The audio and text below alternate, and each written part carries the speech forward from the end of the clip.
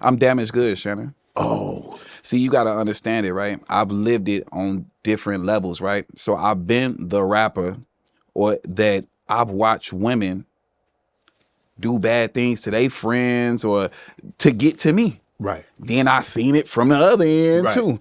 Then not only that, I think nobody tells the truth about this is that, and this is what I would like to tell kids, like people to get this, man. When you grinding, man, maybe try and lock in with something early. Yes. Cause you know she really there for you. Yes. Now, yes. all this grinding, and then you meeting me and I'm picking you up in a Lamborghini or a Ferrari or a Rolls Royce Spectra, you're always going to be skeptical about who really is there for you or not. So it's just, I'm just damaged. You know what I'm saying? Now, I do got some women in my life. I'm not going to lie. I'm not going to hold back on them or whatever that I think are really genuine people. But at the same token, now it's just so messed up is that I have no regard for adapting to someone else's plan.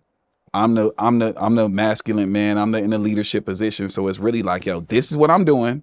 If it worked for you and you want to be involved with it, great. If it don't, then shit, let's just be the best of friends. And that's just where I'm at with it right now. Well, have you found anyone that understands the sacrifice, what it takes for someone in your position to stay in your position or even climb even higher? Do they understand? So when you tell it, because everybody says I can be number two until they're really forced to be number two. Correct. Like my career is number one.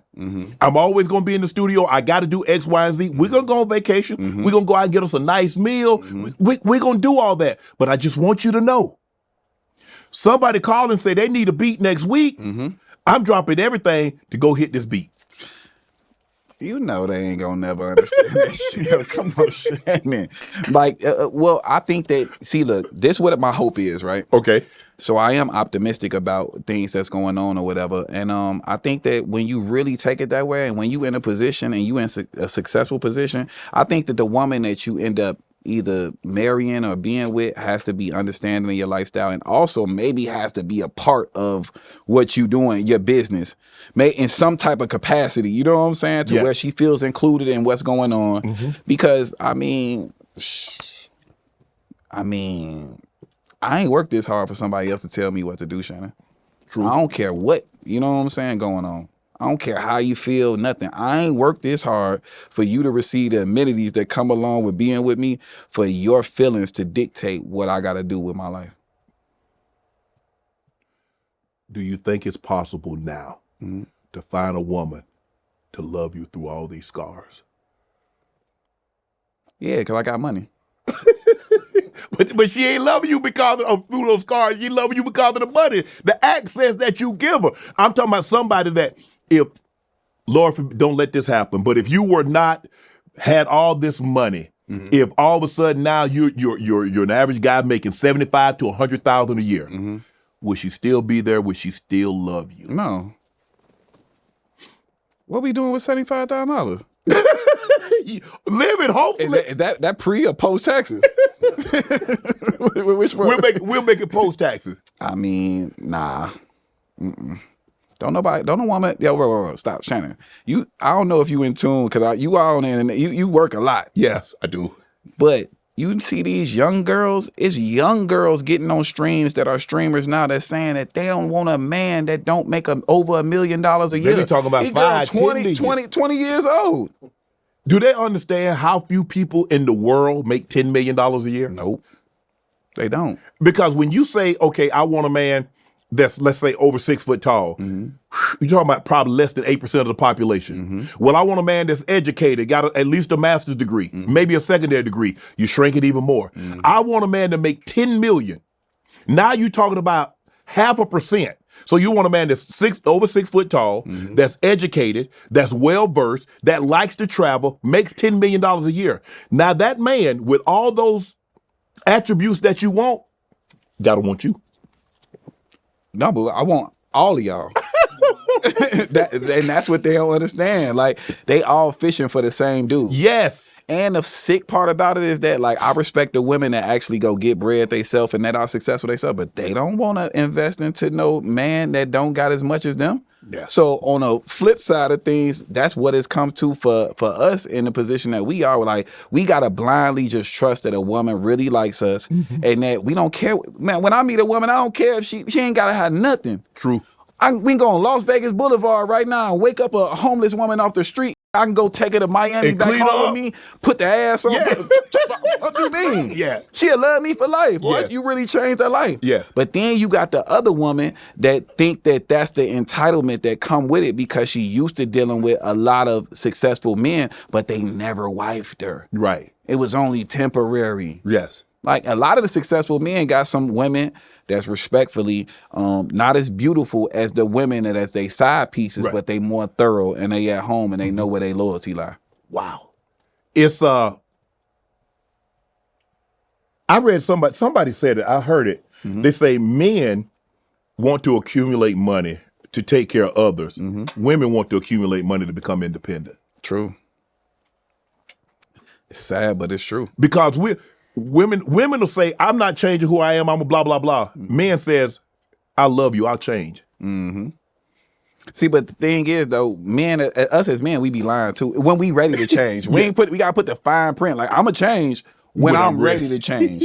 So if you gonna wait it out, Yeah. or you ain't. Right. And that's really what the reality of this whole situation is. But I'm trying to find a balance because it's like, man, Shannon, be living in an 8-bedroom house, dolo. I ain't got no dogs. That's no, you got the dogs. Yeah, I got 3 dogs, yeah.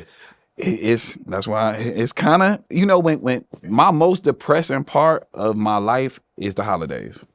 When everything shut down, when don't nobody want to work no more, and the studio, I got to give grace to all my staff that got kids and all. Now you just sit at the phone looking at matching pajamas and all this other bullshit. You want to cry. You sitting there drinking eggnog, crying and shit. You know what I'm saying? But January 1st hit, New Year's Eve, they back outside. They back outside. We back to work. So is it you can be alone and not be lonely. You can be lonely and not be alone. True. Or you can be alone and still be lonely.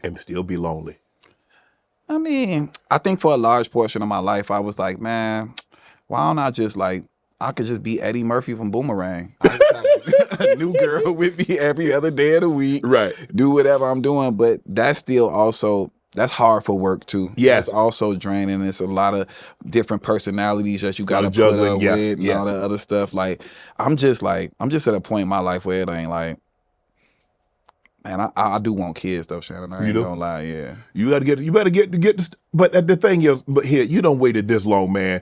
Be with that woman. That's what I'm saying. Be with her. Be with her. Because all things being equal, I have 3 kids and they're beautiful. They're all graduates. My youngest daughter is in residency as a doctor. But if I could do anything over again, I would have all my kids from one woman. That's my really. I love my kids and they're great. They've never given me any problems, and thankfully, knock on wood, none of them have my personality. Yeah, but I would that's what I would do. And that's what I would tell you. One woman. Yo, have you noticed that like people are getting crazier and crazier as the days progress? Yeah, probably. Like it's these phones. Like it's just the thought process of you know what it is? It's the street committee. It's the internet. Because when I was growing up and probably until, the late 2010s, early, there wasn't no internet. There was no social media. We get so caught up into trying to please living our life for someone else. I mean, really, when I get on the internet, I'm like, damn, I'm broke. I see women with all these Hermes bags and all these shoes, and they on private planes, and they got G-Wagons, and they got Range Rovers, and I was like, well, damn, my life sucks.